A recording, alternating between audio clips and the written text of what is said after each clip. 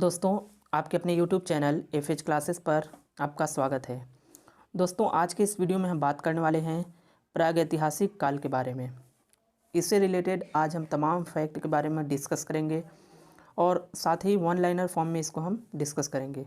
तो दोस्तों, अगर आप हमारे चैनल पर नए हैं तो प्लीज़ हमारे चैनल को सब्सक्राइब कर लें और बेल आइकन प्रेस करना ना भूलें, ताकि ऐसे ही बेहतरीन वीडियो आपको मिलते रहें। तो आइए दोस्तों, शुरू करते हैं।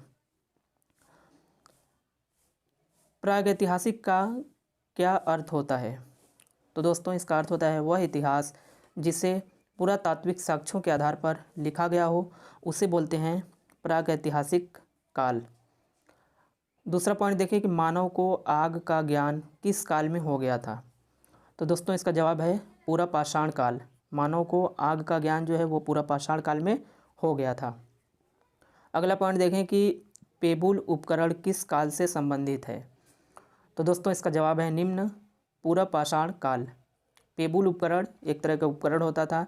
ये पूछा जा रहा है कि किस काल से संबंधित है, तो ये संबंधित है निम्न पूरा पाषाण काल से। अगला पॉइंट देखें कि सोहन घाटी का संबंध किस काल से है? तो दोस्तों, इसका भी जवाब है निम्न पूरा पाषाण काल। बेलन घाटी से प्राप्त औजार किस काल से संबंधित हैं? तो इसका भी जवाब है निम्न पूरा पाषाण काल। तो दोस्तों, बेलन घाटी, सोहन घाटी और पेबुल उपकरण, जब भी इन तीनों की बात हो तो आपका जवाब होना चाहिए निम्न पूरा पाषाण काल। छठवां पॉइंट देखें कि प्रथम भारतीय पूरा पाषाण कलाकृति की खोज हुई थी, तो ये हुई थी पल्लवारम नामक स्थान से।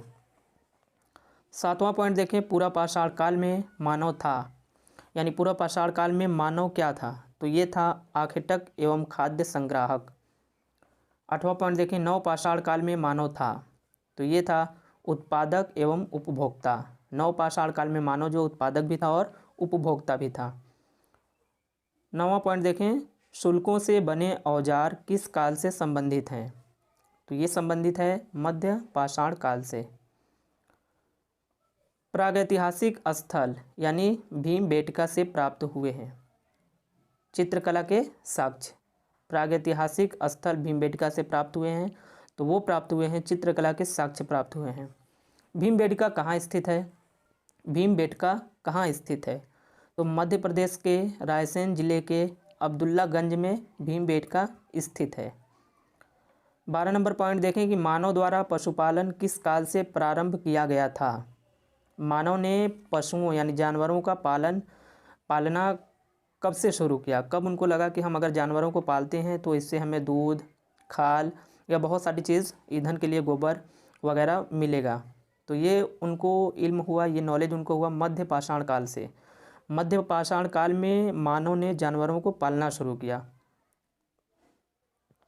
अगला पॉइंट देखें प्रारंभिक स्तंभ यानी गर्त के साक्ष्य कहाँ से प्राप्त हुए?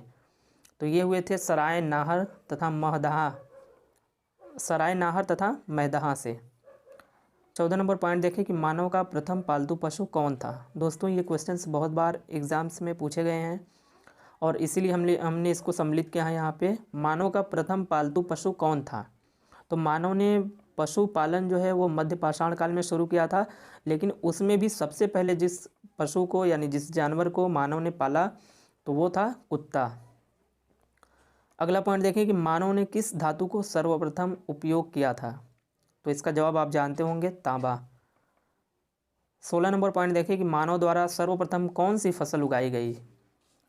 तो ये उगाई गई थी जौ।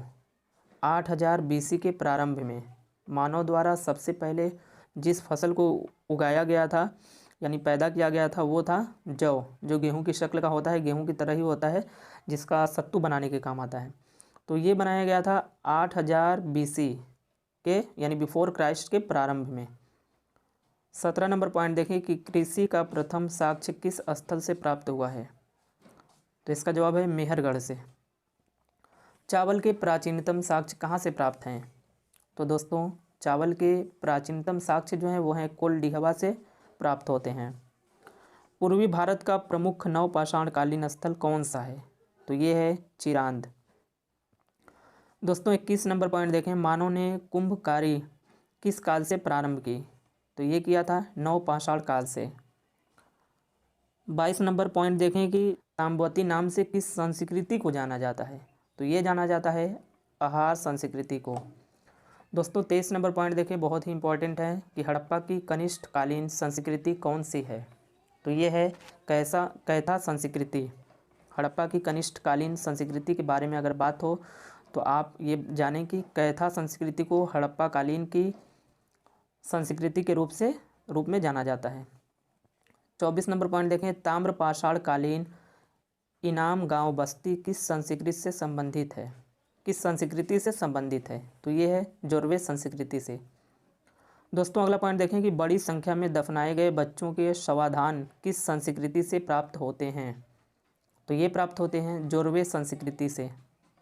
26 नंबर पॉइंट देखें कि माइक्रोलिथिक औजार किस काल से संबंधित हैं, तो दोस्तों जिस काल में जानवरों का पशुपालन शुरू हुआ था और उसमें सबसे पहले कुत्ते को प्राथमिकता दी गई थी, यानी कुत्ते को सबसे पहले पालना शुरू किया गया था, उसी काल में यानी मध्य पाषाण काल में ही माइक्रोलिथिक औजार संबंधित हैं।